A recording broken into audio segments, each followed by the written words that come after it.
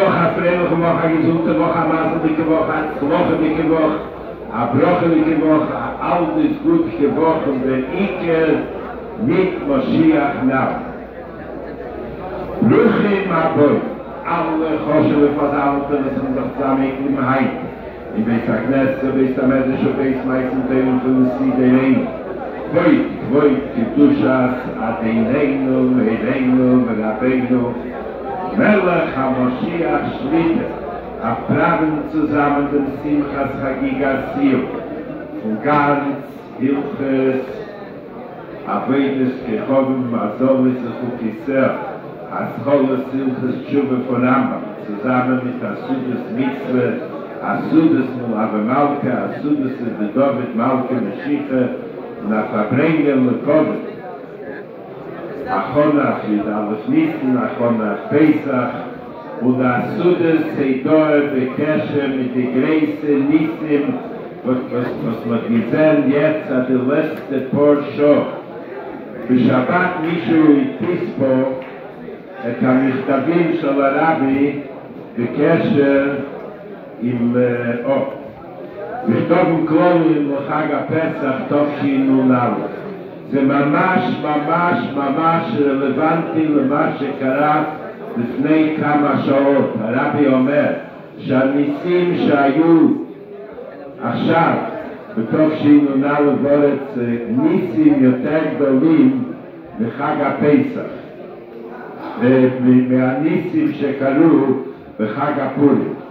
היום ממש ראו 200 טילים, וברוך השם ניסים, שאף יהודי, ברוך השם, der Eibester, Shema Kol Yisrael, Eretz Yisrael, Eretz asher eine Avayel lekecha bo mereish nashona vadach nashona. Vermeilo lahedis o lahalu lashimcha agodol, betna der ganze Reilom, so dass wir Statten sein, der Heimke Sudas Asium, der Heimke Sudas Edor, der Heimke Malabamal. Der erste Sache ist noch nicht mit der Achrose, was wir meinen, und wir sagen, die Gula Mitzvah Shlema, alle Äußerungen zusammen. Ja. Yifchi Adeinu Vereinu Rabbeinu Melech HaMoshiach Lo'ilom Voed. Yifchi Adeinu Vereinu Rabbeinu Melech HaMoshiach Lo'ilom Voed. Yifchi Adeinu Vereinu Rabbeinu Melech HaMoshiach Lo'ilom Voed.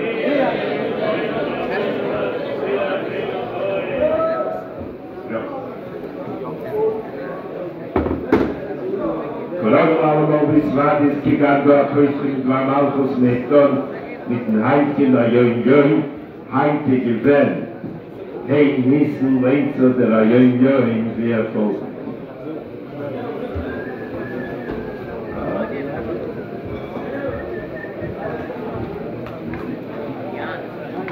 Shabbos ein Nissen, Tavshin und Shiur, Chumash, Tazria, Shvi, Pirish Rashet, Pinot, Koftes, Lamed,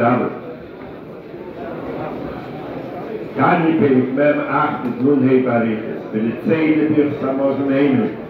Baal HaYeshuis, Beis Gusho und Baal HaNachomnis Leser Fuhr.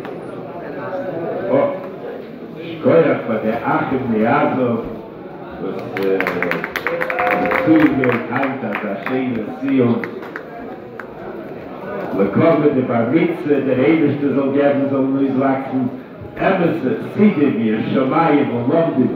Und gehen mit Heil und Keul, und der Eberste soll geben, an die Eltern sollen haben von sie eine Sache, jüdische Nachricht, und der Rebbe soll sein stolz mit seinen Zwillen, und Chayolim, Zilus Hashem, und bald gehen zwischen rein in der Major League, noch ein paar mit zwischen die größten Soldaten, ja. Hayoyoi. Atei yom iskei mede Rabbi Amarash Omer Maimer Azal. Lei mekei shalodem mechabdi, alo odem mechabedes mekei. Kovid yesh b'shnei pirushim. Loshim. Kavdo, ki Maimer Azal Kovid leif parish enatze libe ka Kovid. Loschen kol boy mit Avot. Gilui oir makif naim. וזהו, לבקנו שלו במחבק, למקרד, ילו עוד המחבק, אז מקוימי שניתנו לי כויח ואויז, להויר, אז מקוימי ואויר תוירה בבלי. שם.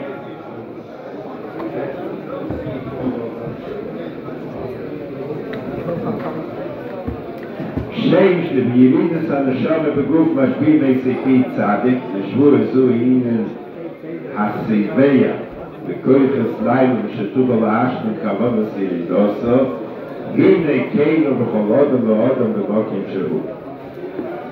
יום ראשון ובניסיני כבשי גבו שוב חומש מוצאי לפרשי נשיינן פרש רשת פינם למד אילון חסטן יגוד ראשון, אגוד ראשון פזמון דצר מרוצן זו. שקוי.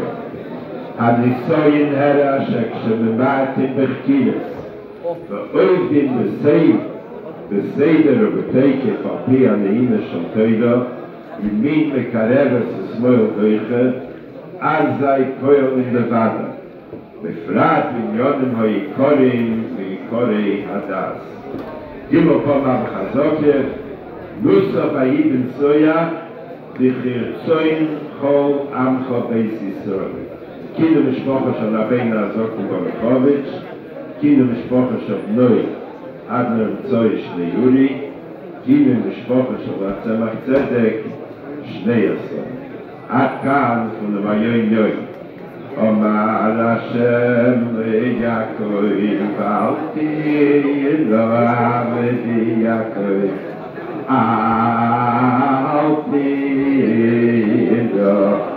עבדי יעקב, כוחד השם ליעקב, אל תהיה עבדי יעקב, אל תהיה עבדי יעקב, איקרא על השם את יעקב, אל תהיה עבדי יעקב ותורך כיכב מיעקב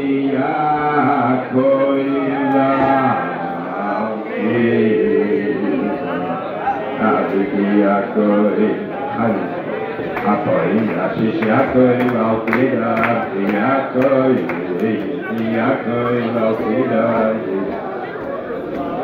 Yaakov al-Tira, Yaakov, Tati Shuvis, Yaakov al-Tira,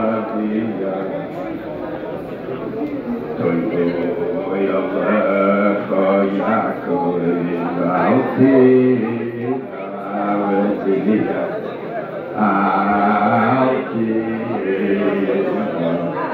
Avedi Yaakov,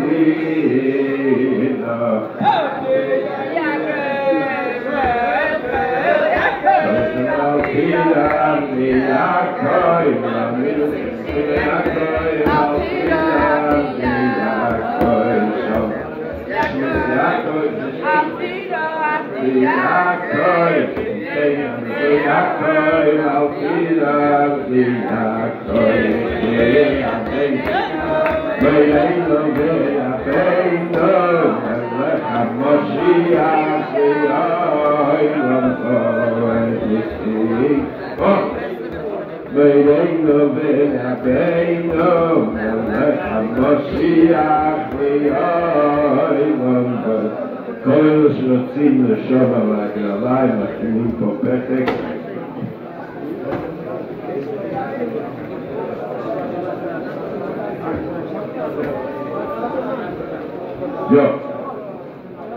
יש פה 3 מכתבים כלומיים בקשר עם המצב. זה ממש כמו שהרבי הערב כותב את זה לעכשיו.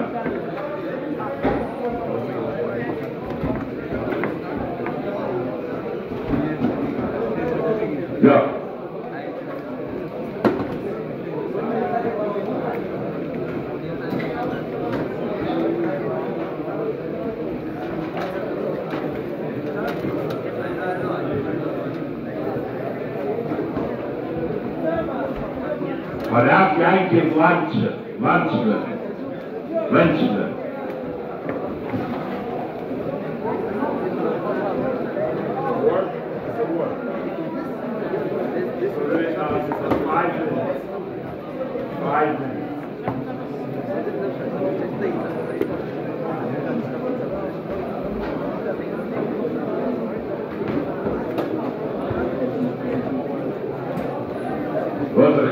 אבל הרב זה מביא השבוע סיפור שהיה יהודי אחד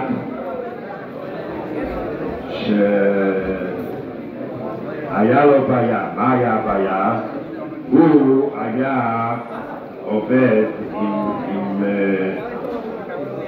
צוין ובוקר והיה לו הרבה מהם, והמחיר של הצוין ובוקר התחיל לרדת מאוד שכל הפרנסה שלו היה מאוד מסוכן. מה הוא עשה? הוא נסע לצדיק שלו, שזה הבדיק שלו,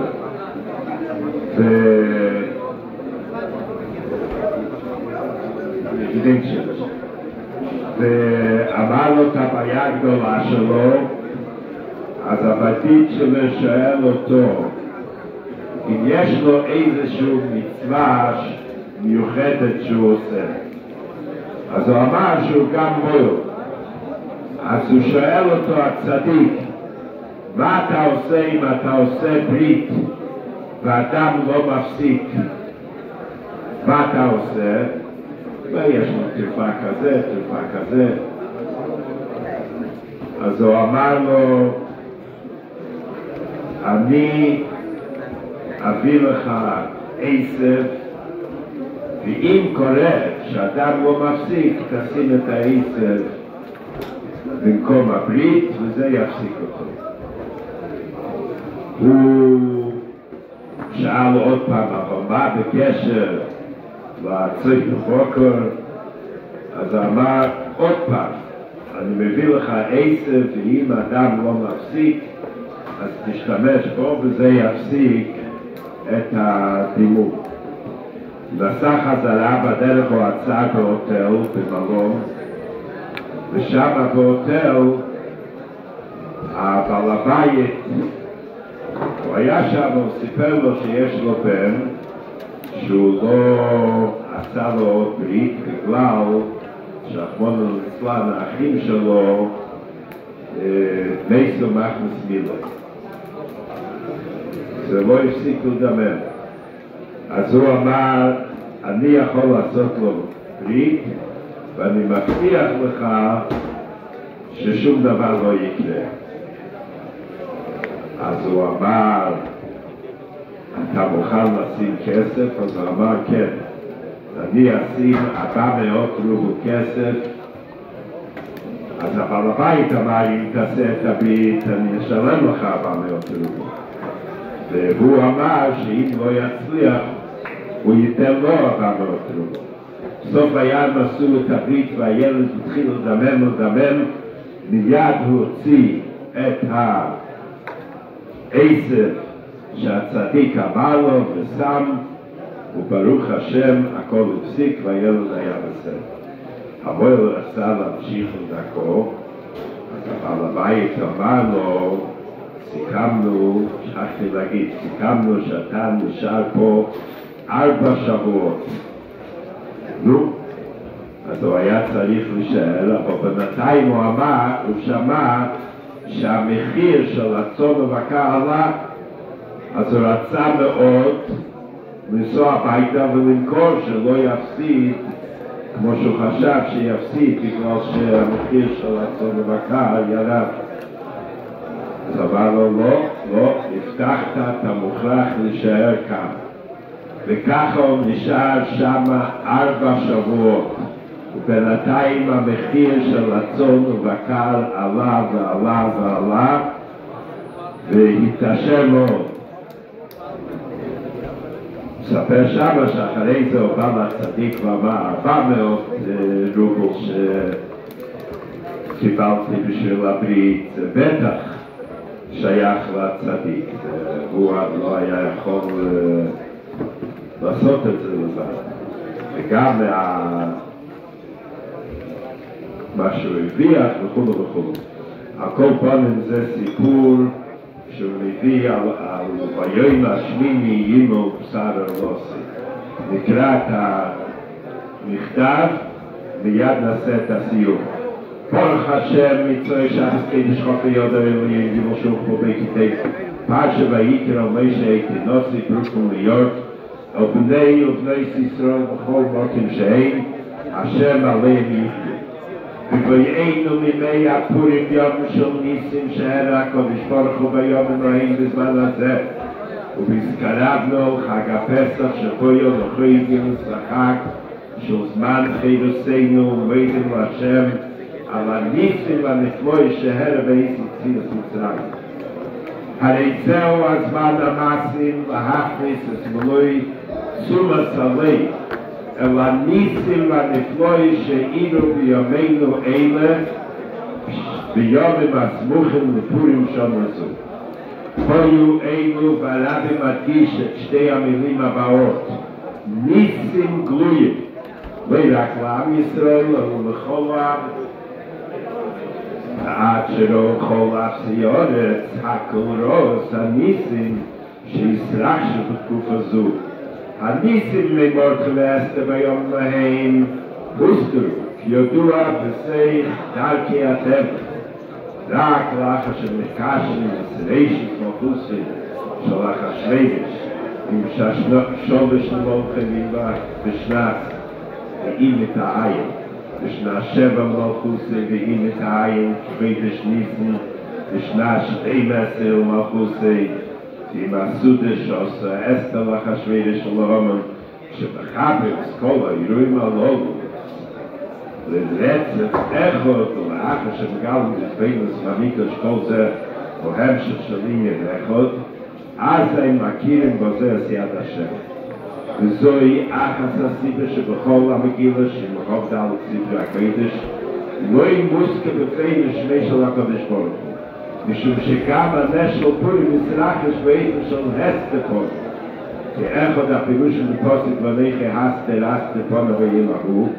שהדברים מכוונים הוא נס של פורים נס שמלאו בשמוסתר בסייך הטבע והוא מזיז באירועים שקורו בחדושים אחריהם עד אמצע חידש עודף ישרחש נס גודל לטבע בני ישראל ולטבע זעירים כולי נס גולוי לעיני כל העם על פיה נועים מטיבו שלהם נועים סופש תהיה זו לא רק הכרוזס מוקומה וכייצו בזה בחיים אלא שהמלחמה תיגל לשיחו עמים רבים וסיסלית עד כדי מלחמת ישראל ורחמנו לצלח פויל ומיילה בדרך הטבע לא יזו בלדה שמונה מלחמת סילם אלא שגם המלחמה שפורצו שוכחו בשעה שכל הסימן המצביעו שיש ליצביס ומלחום בקושי, והוכים צוב הגודל והאדם מצויים בכלי נשק רבים ודחת, והחזקת ביוסר ולאחר כל האחרונס, כפי שנוגו יורך ומלחום הרוחו שבורו, להסמשך שבויס החדושים, בו הניצוחם בפועל בסויר זמן פורצה ביוסר. הניצוחם היה כל כך מופלא, שהוא מונה לא רק שליחס דומים רב בינונוס האימון, כפי שחוששו תחילו, אלו החייבים בכך שהאויב ישח בצורה טובה, חלק משבוי המלחמה ואפילו חלק מאלה שנשבו באובה. יש לנו ציווי רוע בתרסנו, אל תפתח פה. וישומם דיבורים שמור ושחייבה ושמקנו להפה יורק פסורס טייבס וטייבה נראה ונראה. נסיינו מזה, אילו הידמס המסרחש מאחורי הכלוי, המוינים מטרות ופסויים רבים שהיינו מגיעים עדי פרסום, מעסיקים אוידיוסה ויוסה ספילי הניסים הנפלויס, בזמן הזה ביום האלה. חיים לחיים. במשך השונה הזו, דולר נוסני יודמס השם והסימן הויתה ישנס לפלוי ישראלו, ויקוידם לכם, בסיום של השונה שעבר שצויו על ידי יהודים בסימן, הויתה ישנס ניסים, הודגיש בעודנים רביס הקשר לדברים של חז"ל, סוף ומריש ויאלכת שמייני ישעיה רמז תוף צדיק טס. אבל המלחמה שישרחשו בחלק ההוא של האילון, שהם מהסימונים המעידים שמזכררת הגאולו האמיתית והשלימה על ידי משיח צדקנו. ואוי הישרח שיש לניסים שצוינו לאל, צריכו להסחזק אויד יויסר הקורו, שזהו הזמן של האחרונה הקרובה במילוי ההבטחה והויסו להווי המלוכו, כאשר כל העמים ישוכנו, כי יש בעל הבית לבינה זו, והקורו זו טוב יסמליק לכולם בשם השם ועובדי שכם לכו. פרט כל כאשר נזכרנו לחידש ניסן מלושן נייס, ויועסם מכך כביש חז"ל מציינו של ניסן, ושנינו מצביע על ניסים, ונס וסויך נס, הרי ודאי שהקדוש ברוך הוא יעלה ניסים דוינו לא יועסם, ובמיוחד כאשר יהודים משתדלים, שגם ההסתרגות ביום ימים, ויוני אבוס תירו מיצס תהיה באיפה של נס, ורוממס יויסה ויוסה שכל אחד ואחד שיחיו. נסעלים ומסרמים למיילו נגליהם עדתו, ולימוד התוירה, ובהידה וקיים המצס, ועד לאויפו של ניסי לא של רבן, נסעלוס למיילו, וידיוסה למיילו, כפי שניתנו בזעירו מיד בתחילת הסדר מלושן סדר, שלה שבוע אודם תייקם מכם קורבן להווי על פיפיורי, בתירוסי של אדמה הזאת. מכם קורבן להווי, קורבן צורך לובי מכם, בעצמכם, כלומר יהודי נידר שלוטס, והגי לובי מקולסל וסמסל לגמרי לקודש ברוך הוא. והסנגוס הניסי של כל יהודי סנגוס ואיפה של נקרוא ישראלנו, שהדובר נראה ונגלו לעיני כל, תזרס וסוכש אוידיוסס מילוי הגיר, כי מי צייסכו מארץ מצרים הרנו נקלויס, קודש ברוך הוא יקיימוס הבטחוצה, וצוסי דוד עבדי בשמן קודשי משחתי, ותקף ומיד ממש בגול המצווה השלימה, על ידי משיח צדקנו, בכובד ובברוכו להצלוחת, בפרחס חג הפסח כושר ושמח, עושים נשיאת קודשי של הרב מלך המשיח.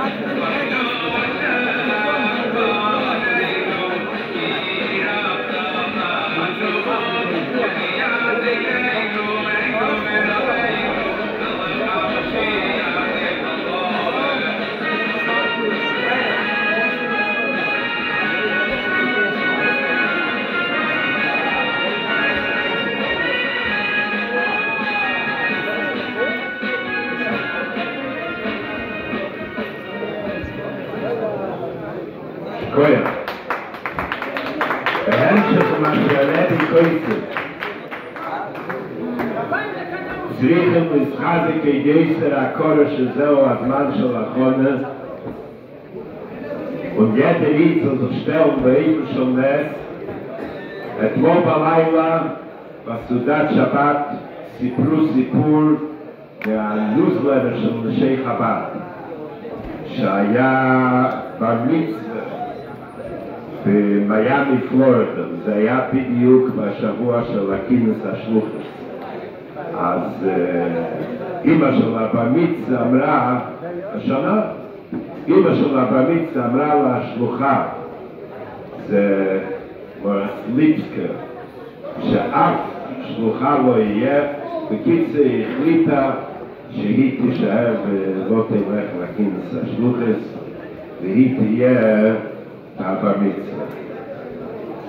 אותו שבת הגיעה משפחה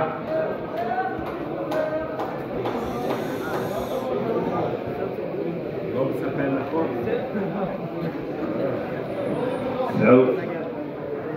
אותו שבת הגיעה משפחה של אחד החטופים, חושב הבן והבת,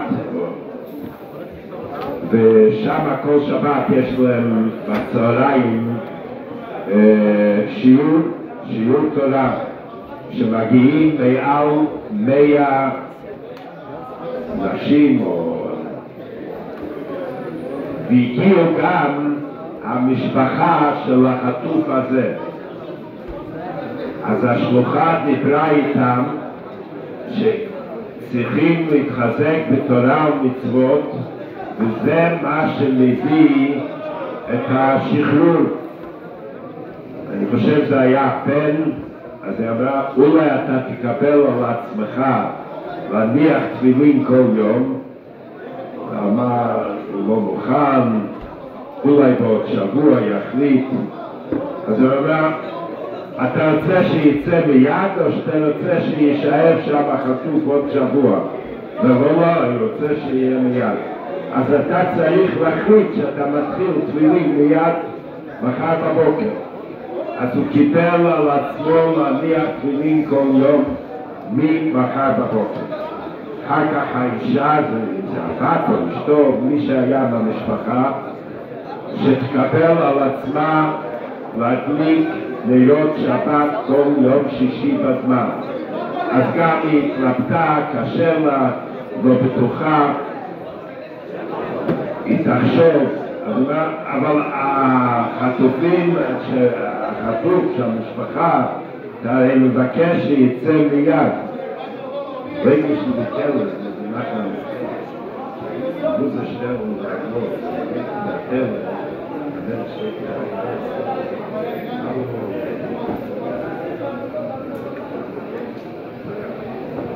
הקיצר הוא קיבל תפילין והיא קיבלה נרות שבת קודש בזמן כל שבוע וממש אחרי זה כולם זוכרים שהחיילים באו למסירות נפש, שמעו על שתי יהודים שנמצאים ונכנסו ובניסים ובפלואים הוציאו את היהודי הזה. אז ממש רואים שכל מצווה וכל החלטה טובה, כמה שהאוילה בלושן הלם והסתר, אבל אנחנו יודעים שזה מה שעובד. עוד מצווה ועוד החלטה ועוד הפוץ המיון וסחוצה, הפוץ היד וסחוצה, כל זה הנשק של היהודי. רבי אומר שמתחזקים בכל זה, אז רואים ניסים ונפלאות. פה ממש ראו, קיבל לפני 100 אנשים תפילין, קיבלה נשק ומיד הוא השתחרר באופן ניסי ממש.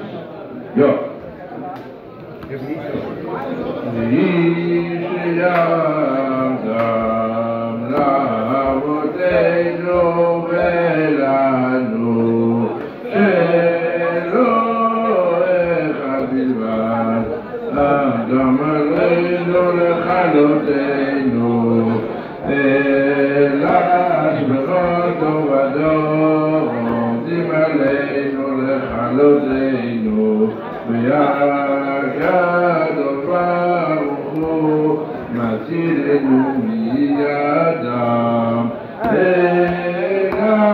שבכל דור ודור עומדים עלינו לכלותנו אלא שבכל דור ודור עומדים עלינו לכלותנו עומדים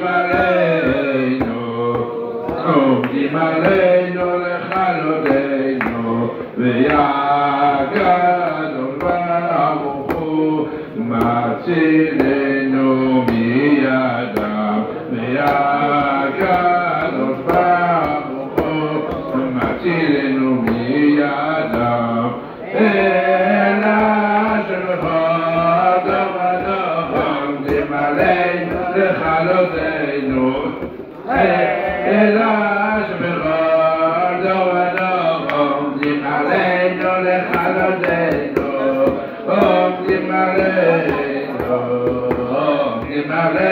לכלותנו יגדול ברוך הוא מצילנו מידם יגדול ברוך הוא מצילנו מידם ואיש ידם לעבודנו ולנו שלא אחד בלבד עבדם עלינו לכלותנו אלא שבכל דור ודור עומדים עלינו לכלותנו יגדול ברוך הוא מצילנו מידם אלא שבכל דור ודור עומדים עלינו לכלותנו אלא שבכל דור ודור עומדים עלינו לכלותנו עומדים עלינו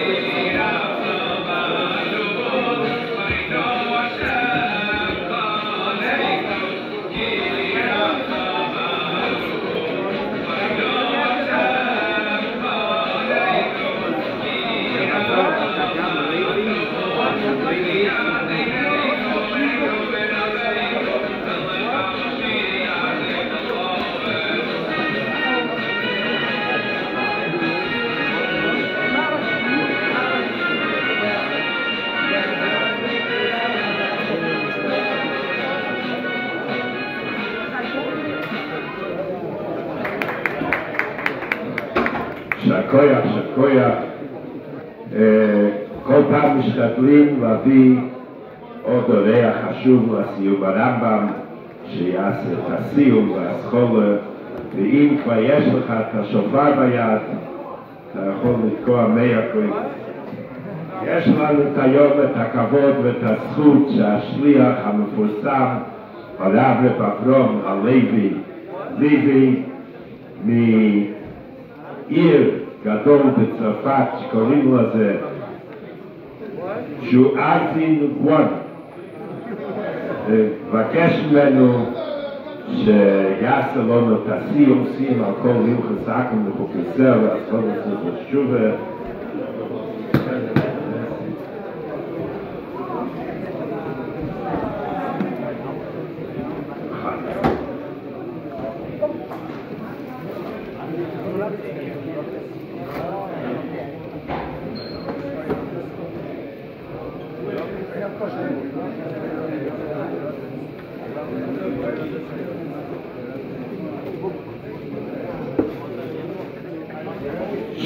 כולנו ביחד עכשיו נקיים את ההילולה של הרבי להשתתף בשמחת חגיגת סיום הלכה ברמב"ם.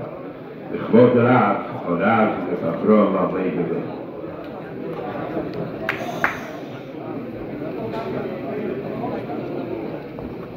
אחת זין, קובע הבושו הוא הסורת. גוסטבו על ביתו של החג ועל ספינתו שנקבעה בים פטור, ואינו לוקה אלא על המד בלבד. הוא הסורת לעבודת כוכבים. הקורא כוכב בראשו של חברו, הסורת ספיתא בסתיו חברו, הכותב כתובת קרקע בסתיו של חברו, והיה חברו מסייע, בזמן ששניהם מזידים, שניהם לוקים.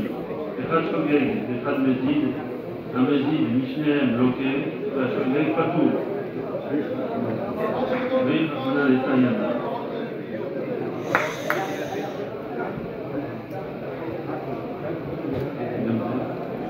הלכות תשובה, מצוות עשה אחת, והוא שישוב החוטא בחטאו לפני השם להתוודה.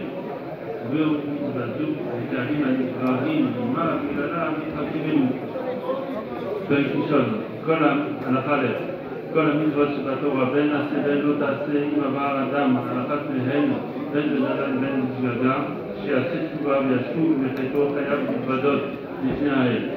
ברוך הוא שנאמר איש או אישה כי יעשו כל חטאת האדם והתוודו את חטאתם אשר עשו, זה וידוי דברים.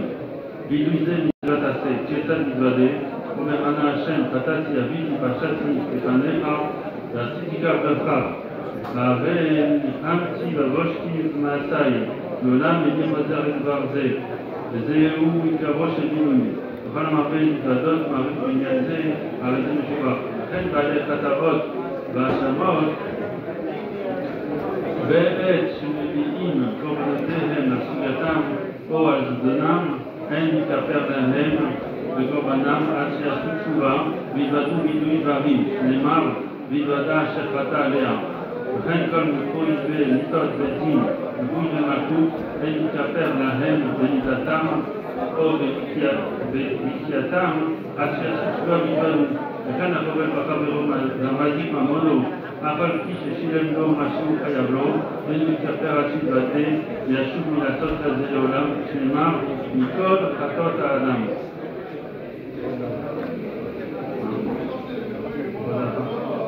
הלכה ב' תאיר המשתלח לפי שהוא כפרה כל ישראל, כל גדול מתוודה עליו על לשון כל ישראל, שנאמר והתוודה עליו את כל עוונות בני ישראל. תאיר המשתלח לכפר על כל עבירות שבתורה, הקלות והחמורות, בין שעבר בזדון בין שעבר בזיונה, בין שהודה לו בין שלא הודה לו, הכל מתכפר בשעיר המשתלח. והוא שעשה תשובה, אבל אם לא עשה תשובה אין השעיר לכפר לו אלא על הקלות. ומהן הקלות ומהן החמורות? החמורות הן העבירות שחלים עליהן מיתת בית דין או כרת ושבועת שווא ושקר, אף על פי שאין בהן כרת, הרי הן מן החמורות. ושם מצוות לא תעשה ומצוות תעשה שאין בהן כרת, הן הקלות.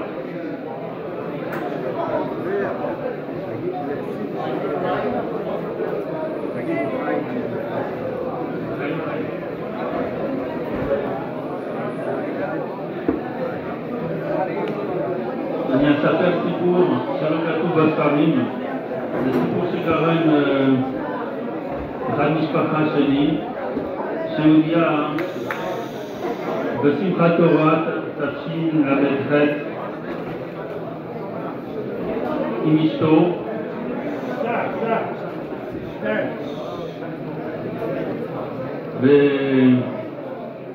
והוא איש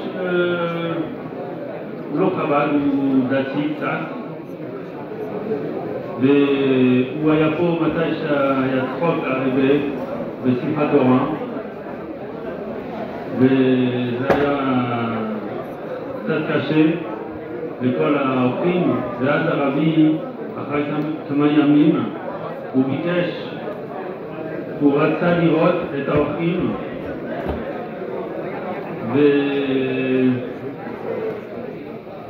ואני לא יודע כמה ימים אחרי הצחוק, אבל התירו לאורחים להגיע לפני הרבי, אבל אסור לדבר, והיה צריך ללכת מהר מאוד.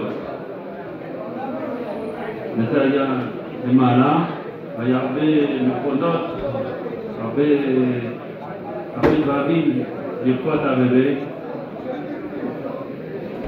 והוא עבר עם אשתו, וכשעבר הוא רואה שאשתו היא מדברת עם הרבי. אז היה הרב אזימוב, השליח של פריז, שהוא היה שמע, הוא רואה שהוא נבהל בגלל שאשתו מדברת עם הרבי וזה היה אסור. ואמרו להראות לרבי השם שלו, כל אחד עם פתק, אבל לא לדבר. והרב אזימוב הוא מגיע, הוא אומר לו, אל תדאג, היא לא דיברה עם הרבי, זה הרבי שדיבר איתה.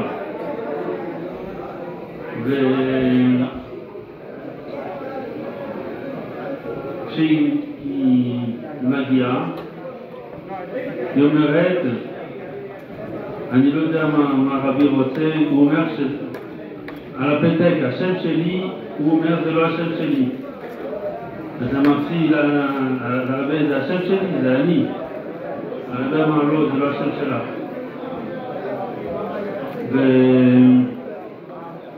ולא הבינו מה היה קורה, מה הכוונה של הרבי, וחזרו לפריז, ואחרי כמה חודשים, האישה, אבא שלו נפטר, אבא שלה נפטר, והיה לאבא שלה היה שני אחים, אחד שגר בפריז, אחד שגר בישראל. זה שגר בישראל הוא שלח מכתב, הוא טעה, במקום לשלוח דרך של השני של פריז, הוא שלח להם את המכתב. זאת אומרת, הוא שלח לבית של המת, והוא טעה, הוא רצה לשלוח לאח השני שבפריז. וזה בן דוד שלי, שהוא נשוי עם האישה הזאת, הוא קרא את המכתב, וזה היה בעברית, והם לא ידעו את העברית, אז אמרו מה הוא כותב? הוא אומר הוא אומר תנחומים, מילים של נחמה, באמת זה לא היה זה. הוא רצה לדבר על הירושה, והוא התחיל לעשות בעיות.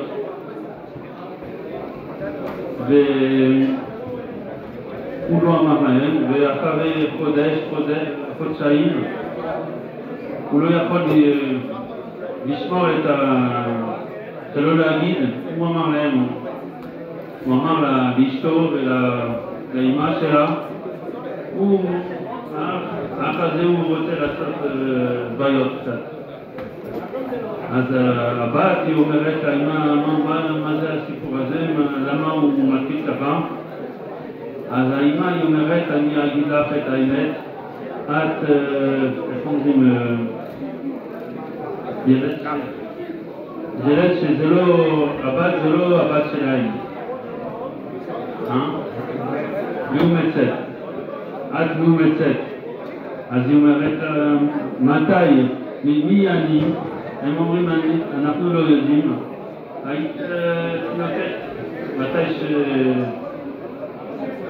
אז עשו חיפושים, ובאמת היא הייתה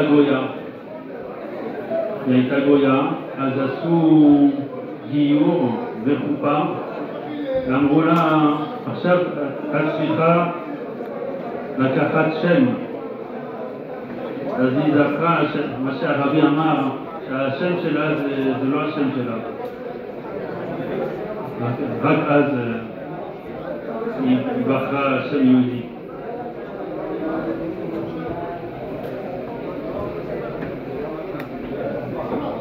יעקב חסיד על החוץ בא אליו יהודי, אומר שרוצה להיכנס ליחידות בערבית. מה יש? לאחר היה מלחמה, לא היה פרנסה, אז הלך הרבה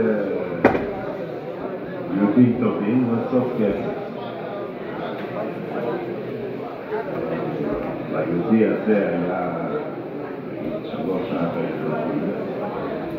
בשביל שיעשה יותר כסף, הוא אמר לי כולם שיש כבר 10. הוא בא אליי לחידות בערבית,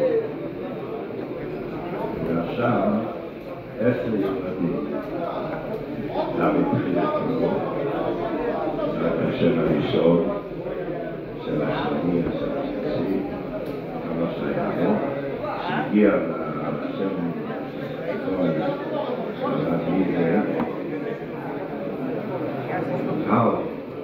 מזה, בלש מהיחידות, בלש.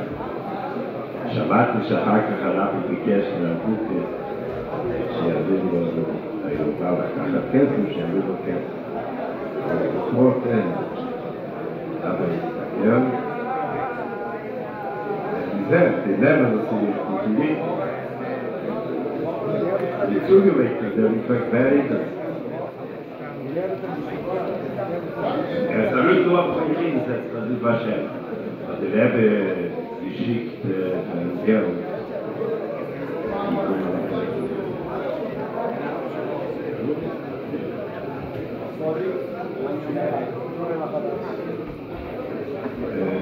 Allah has kama vechama shakoya goh Toy machullo, hotel samachim. Kama vechama, toy machullo, hotel samachim. Aleinu, sheitzionu, sheitzionu. Sheitzionu, sheitzionu, min Mitzrayim.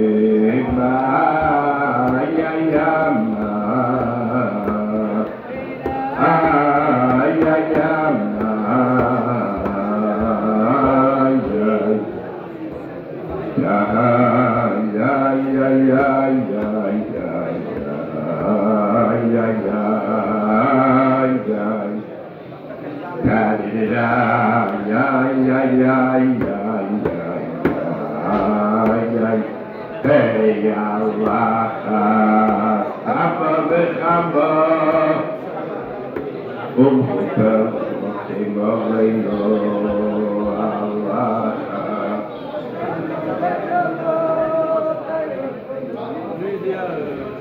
Aleinu, Yonu, Sheitzionu, Mitzrayim, Sheitzionu, Mitzrayim,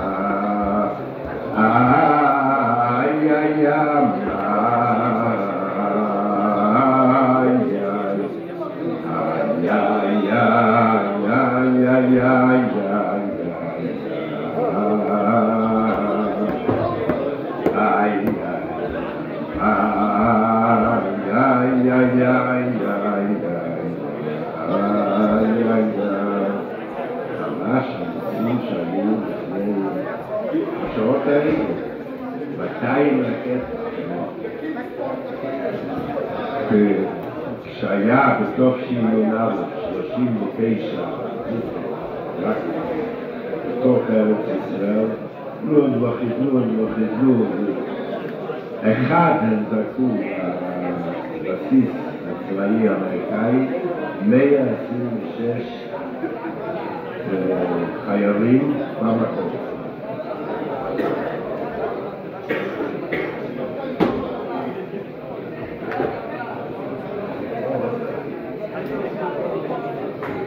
פה היו 39, היום בלילה 200, מעל 200. אין...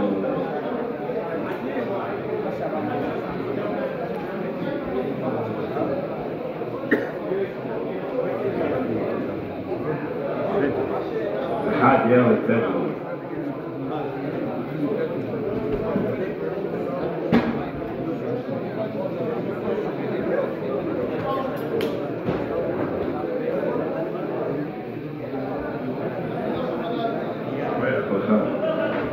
Okay, mit der Zollstellung die Sicha Joimi.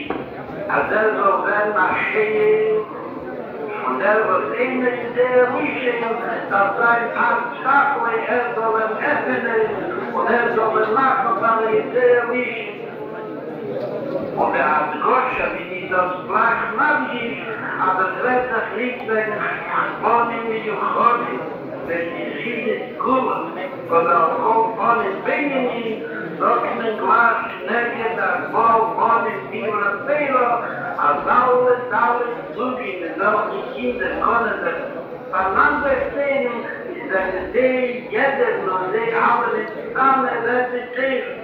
Und in der Montes war der Wohnung von dem Sedernacht. Und der Abonne zum Seder mit den Viecher Käberle, die bald aber das Flächen sein. Die Kaschen ist nicht in Jani zum Seder, aber es kam, das war nach Abonne. Und der Ruchen ist nicht in Jani zum Seder, mit der Qual nach Abonne ist, aber in Gescheiche. Ja, Applaus war Woche, in was ich hatte, bei Ihnen von der Rolle, wird das Applaus Chosch. Und der Vater Zunische Befehl, in die Worte ganze Linie von der Rolle, Maschinen zu der Schabos, Bionte, in der Demo Kassel von der Rolle Ramsli, Bechur.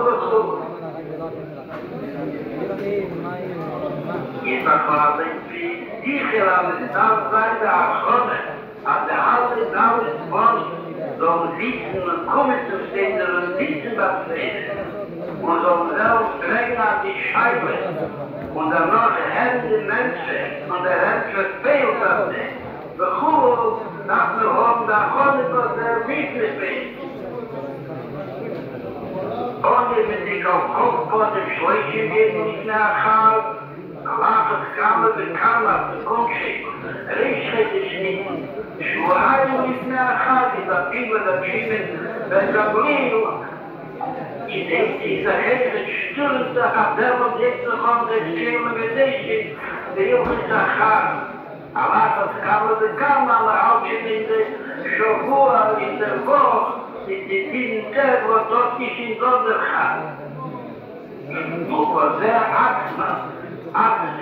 In Orde, die Stadel, die Jalla Kino, schaffte, kommt jeden Sakoi, und der muss in seiner Fachweise Beil sein, da ich in Johnny, auch mit anderen die Stadel sein, oder das kommt man immer hoch. Sie darf aber sein, da bin ich hier, der Geistung, von Leogeist, der muss in Ausgeini, da sein, der Tube hier, und der Heile und Chole, da verherrschen Tagin, noch in der besseren Leben, und noch in der tiefen Leben, und noch in der breiten Leben. Kosote legt in Jucho die Schätze nach China. Und in Zuber Baricho sind die spartische Mitglieder. Auf die das in der Gehe zu Kiel, die Schütte von Iden, Bela Mazar, Kashmira, Chumri. Hitler der Sohn, Akademie des Mannes, und sein Joshi, wie sie darf zu sein, dann sei Friede und Gdorim, wie sie darf zu sein. Die Gdorim, wie sie darf zu sein. Chalech Lanah, die versorgte Herr, wie wird da noch stehen, die Jagd. Wo der Fall ist, wie den Tuber kam und kommen, als der Herr kommen, an jeder jüdische Potte und der Mutter, zum Ton kommen Tode, als jede Kindseele und nächste Kinder von der Jakob Komechen, soll da kommen nach China, was der Jusser, aber Zehre, als da das Akkedisch noch mehr wie China verkostet Stahl, wie Terror von Heide, von Elternlied, an versehene Kinder vergnügen in das Lied, mit Amil, was in der Amil der Peinen ist, nur sie finden das Beste. Aber es kam der Kamo in den China, was in der Gehe, zu Chayo Eva Mabot, zusammen mit Chayo Eva Mabot.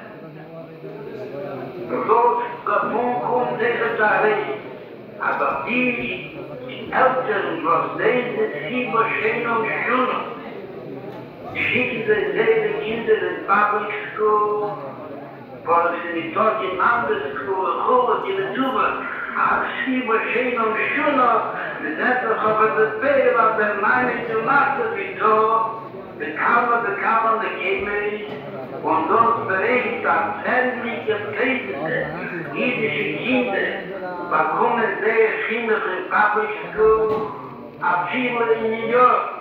Allah hat die Kammer in die Äpfel, was ich sage, nicht auf der Mann mit Tomaten, nicht mit Adam in Mitzvah. Und China, als alles Akedisch oder Hochbonnen, die noch Akosche, lesen es wieder für Deutschland. Und der Vater sich in der Herren kommen, soll das gestadelt sein, als der Hof, wenn ich etwas von Arbeitsstellen, soll der Honne in der Zorn, auch Hochbonnen mit der Pfeilen verbringen, mit der Zima Chashor in dem Achor, sondern den Jeep, als ich der Edele, sondern die geben auf die Mutti, gibt mir der Mareke, es soll doch einfach mit der Dobe kosten.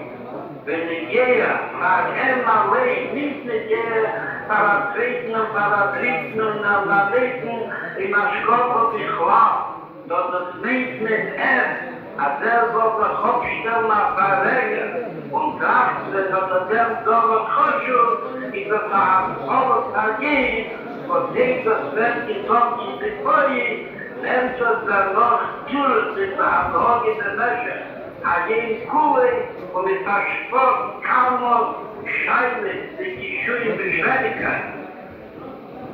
Was wir heute der Mesche Agin, Miedit und die Fabrik. Was an der Schie und der Heche in der Krom und Taligen, Sakoin, Taligen, und in seine Nieder sind die Sakoin. Ich mache nur Achlen, ich gucke Achlen, dass umgekommen der neue Präsident in Washington, ist gewonnen in dem Platz, dahin ist der Koini, von seiner Schkoppe ist und der Job, gibt es da recht zu kommen, und auf Weihrauch dann nicht eine Raumung.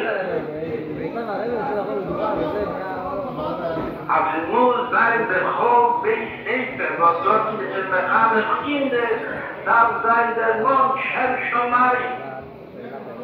In der Leben eine Wichtig liegt, wo so wie sehen, aber London und Nördlich. In der Leben, was ist der Mond nicht an den Kiloschen gesagt. Der Mond in Weile Eber, wo man hingeht, über das Dober Rosch, und das Dober Isedi, auf eine See zu schieben von den Kindern, und die Dinge, dass in der Betriebe, und der Dor kam Kias in der Hose, dass echt David. Verinternat.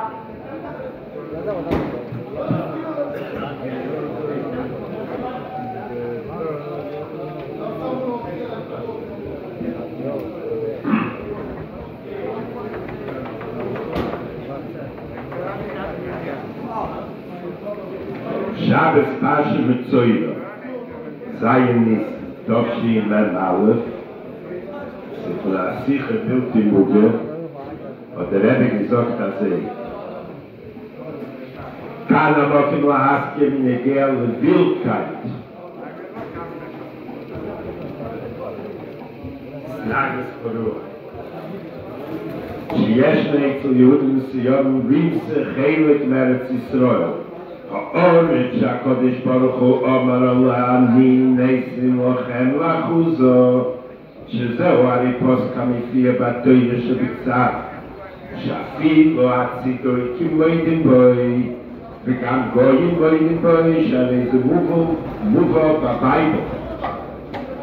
אפילו כפי שתגמול שבלושן בלשון עם ועם. וכאן ישנם יהודים מסוימים הרוצים מלך נגד הפוסק ולמסה בפועל חלק מארץ ישראל לגויים מצד פחדונוס, שזו הרשתוס הכי גדולה. לא רק היפך הדס, אלא היפך השכל ואפילו היפך נפש השכלי של בהמה, והיפך השכל והמידה של נפש הבהמה זכולו. שאפילו מצד פחדונס לא שייך לקט בשכל האיש, אלא המצצה בפני אחרת ולמר הנה מוכן לזומר רחמנו לצלם. ואילו כאן קויפצים ממש על תוך האש על ידי מסירת חלוקים מארץ ישראל. אלו הסבורים שעל ידי הצבעות מצד מסירת חלוקים מארץ ישראל לגויים, אף על פי שאני נויסנו לכם לאחוזו, ימנו איסם לך בכנסת. עליהם לדע שצריכים לבנוסת את הבית. הכנסת, כפי שהיא עכשיו, איננו הבית האמיתי, כאילו שבבית זה יש קומוניסטים, מוסלמים ונוצרים, עד לכאלו שרוצים למצוא חלוקים מארץ ישראל, שעליהם ליודעים איזה תועלת. ובכלל, וזקוקים עליהם תויר, משום שהם בעצמם צועקים, שבשביל השולם הכל כדאי, ואפילו למסור את כל ארץ ישראל. כי ידוע מפורסם אפילו בעיתונים,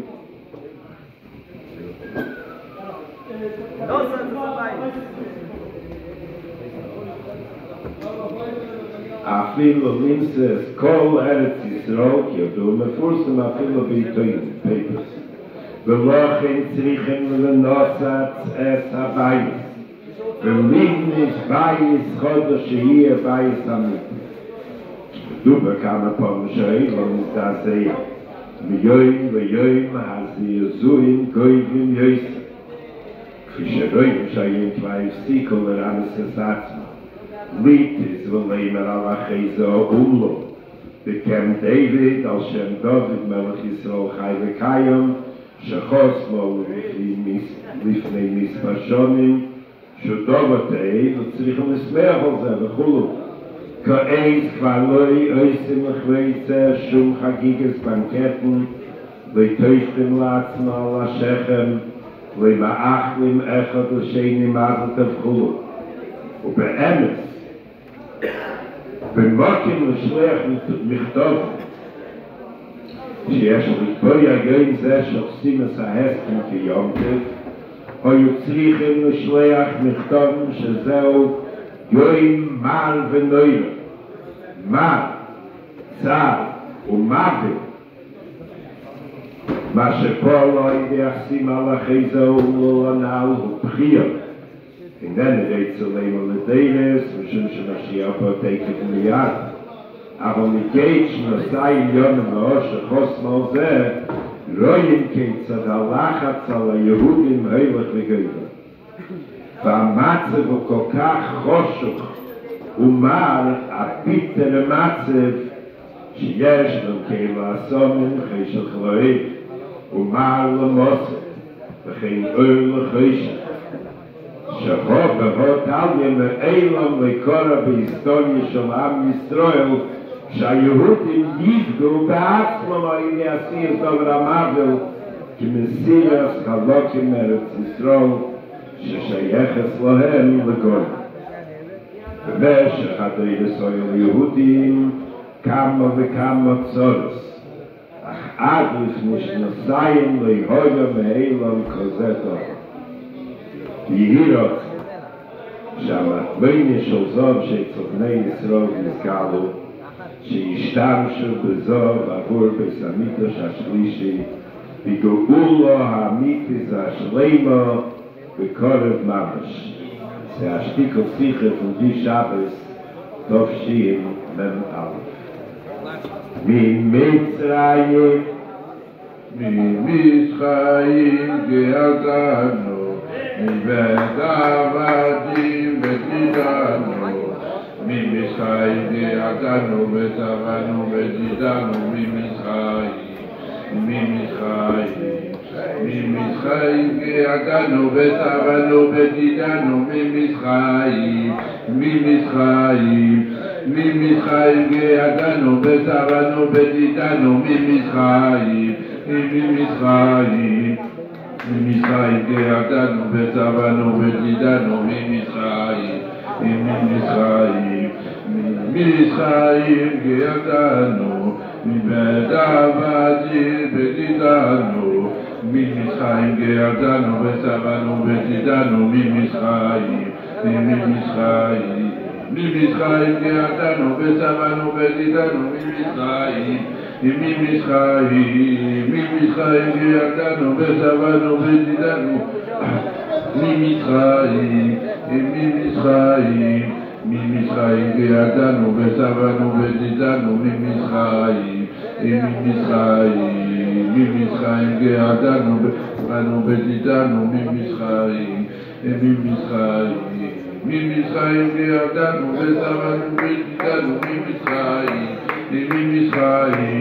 ממצרים גארדנו וצבנו בדידנו ממצרים גארדנו וצבנו בדידנו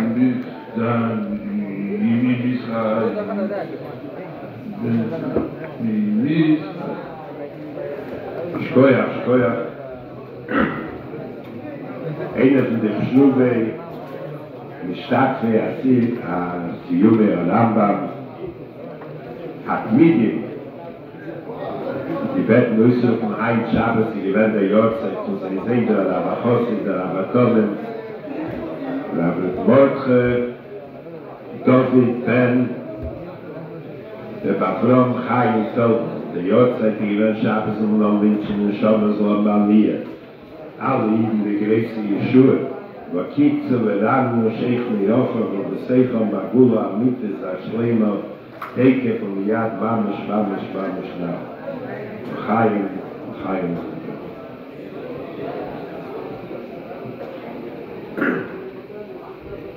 Ede mit Menschen wetten, wa kommen wir nicht mit Vanayos, mir Salmon Zemachrab, Azul von unvergesslichen, Verraber, die Kostil, Nachemrab, doch hat sich Azeg gekocht, den Rambam, Dugme von Rambam, sei bei den Siumen, sei die Sworen, es hat gern die Tikus Menachem, jetzt die Kasche gewähr alle Mol, den Zman, mit die Sium Rambam, der Aloche, wie es gelernt, mit dem Zman, und Gefinzer, ist Betten, sein Sohn, Verab, Schneier, Salm, Zemach, Mamsche sein Kartens, heilige Drochen, und sagen nach Wort, Lekove, am Heimsten Ziel, Lekove Drochen.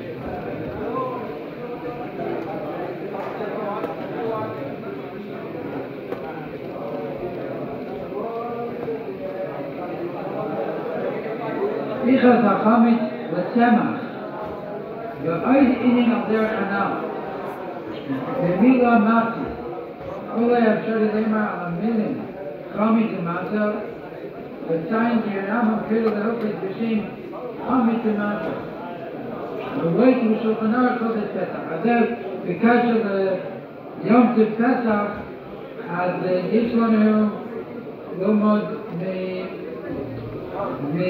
מהמילים חמית ומטה ולהפוך את זה לצמח. וכל היה שלמה. חמית, חד מן צדיק, הביא לו חמית הצדיק לבסדר. והיינו שמדובר באחד שלא נזכר בצדיק. והוילך אחר צדיק ליבר. ורק בסוף ימוב נזכר לעשות תשובה. הפועל לצדיק לקבוש אישה, תיקון, בדרך, תשובה, הרי זה חמית. והוא החמיץ את ההזדמנות שהיה יכול לעבוד את השם בתירוצו עם כל החיים. ההתלהבות והמרד והיצר לא התלבטו. כמובן שליהפדד את ההזדמנות שאף פעם שער תשובה לנינבו. אבל כדי שתיכור שכבר החיים תרכזת עם כפר. והמצב באידולי הוא מצב. הצדיק באמצע. היינו שאיתו העונו תמיד נמצא הצדיק באמת התלמיד והנה פה הוא שומע לא ידע לדעת למה שבקושו באנו גם לצד ואילו אין הייתי אצלנו ואחרי הצד מה לא ננבט לו משם אומר שלנו ואנחנו מה שכנית כלל זהו ננמדנו שביטו בנאו היינו הביטו לצד אין מה בגלל הגאולה היינו הגאולה שבא ידי הביטו הייתה הציר בהתפור של הצדיק אבל היוד הוא הפתיח הצדה לטייף איתה פחשק לנהילה שהחומץ עצמו נהפך לטייף לאט הנאו והנה להפתם את היציאות חומץ מהסוף הקולום מתקבלת המילה צמח שעניין צמיחת הגאולה במילה זו העץ צדיק היא בתחילת המילה היינו שלא רק שהצדיק נמצא במרכז ענייני אלא שבזה מתחילים כל עניינו ואין לי שום עניין באינטרס אחר מלבד כתוב הצדיק שמילא לא יתקבל את דרך הצדיק זה צמח הוא הצדיק זה התחלה ואחרי העץ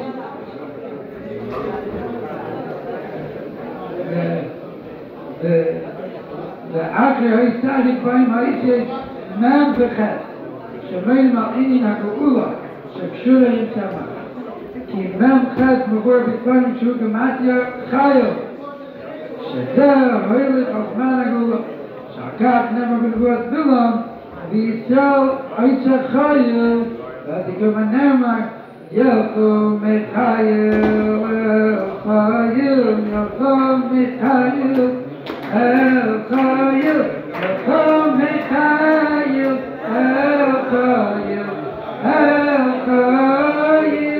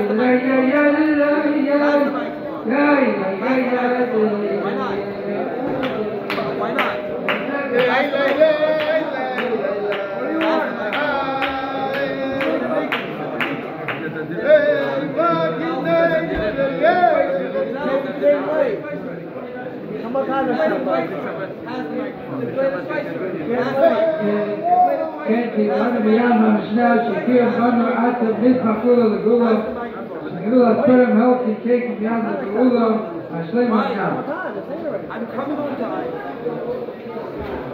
Can you pass the microphone a second? Jetzt werden wir kommen, mal nicht mit der Leibe. Jesef Yitzchak Wolberg, Azul von der bewusste, bekannte Schiebe, Lager die eigentlich Meische Wolberg, was hat Eva Nigen bekeschen mit die Dauer Nissen, in der Betten, die Sache sein, alle.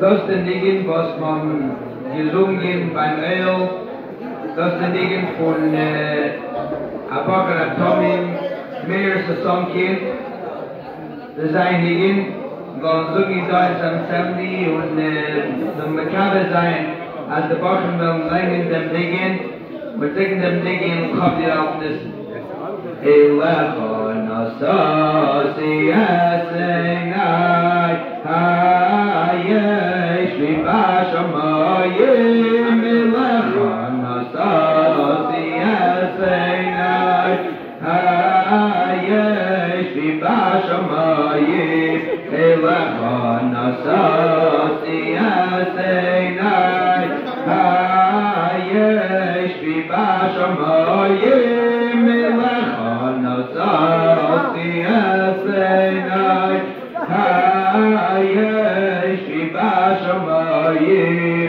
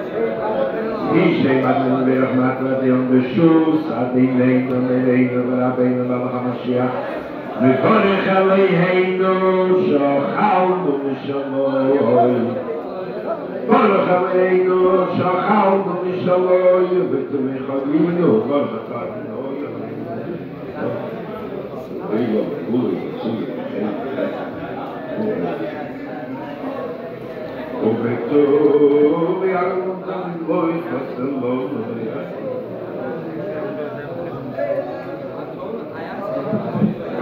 פסח של המשביע לכל חיירות שמברכתו עתינו יהזון את הכל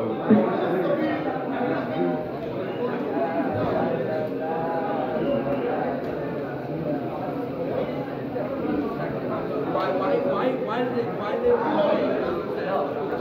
understand.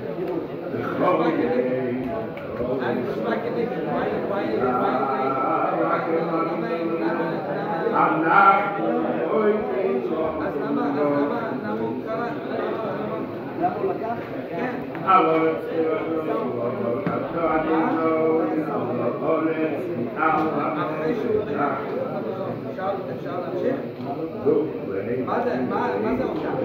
מי זה אותה? מי זה בעל הבית? בעל הבית. זה אין בעל הבית חוץ ממנו, לא נכון. אם יש גבאי, זה הוא, לא? ברוך אתה אדינו ורחמון ושלום אמן. מה הבעיה? מה קרה? מי זה אותה? חברים שלו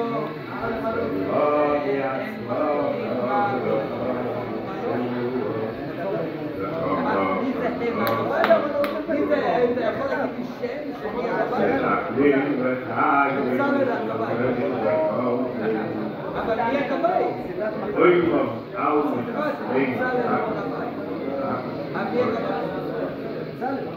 מי זה בצלאל? בצלאל מי?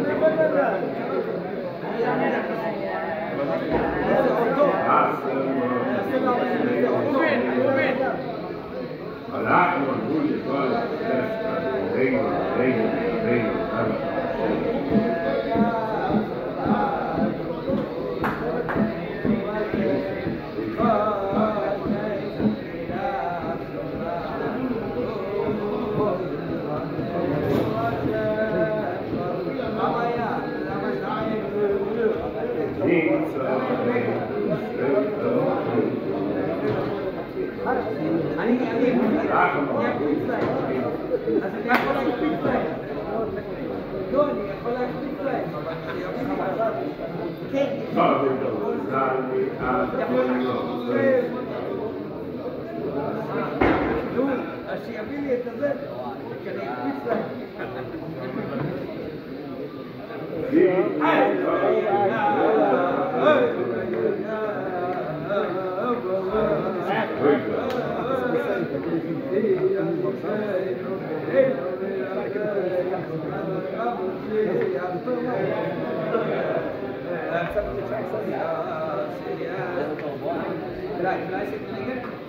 No bench me. Why not? We did this. What? Don't matter. Okay, I'm gonna open the ball for them. Whoops. What's the problem? But you know it on his shoes. What's on his shoes? What? No. Let me open the ball. You look like shit.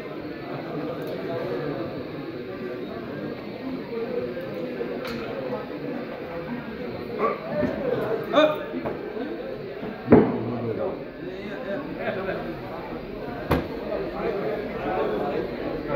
What's the problem? I'm not nuts. Everyone else is nuts. I'm not nuts.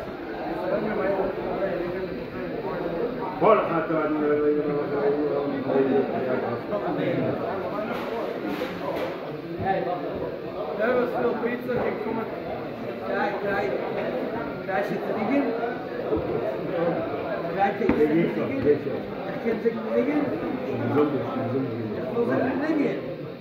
You look at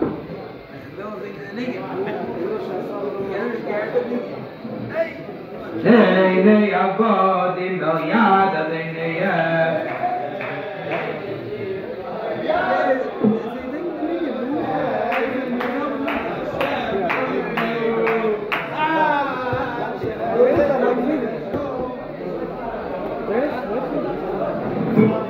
Elachon asosi esena ya shivashamoyim. Elachon asosi esena ya shivashamoyim.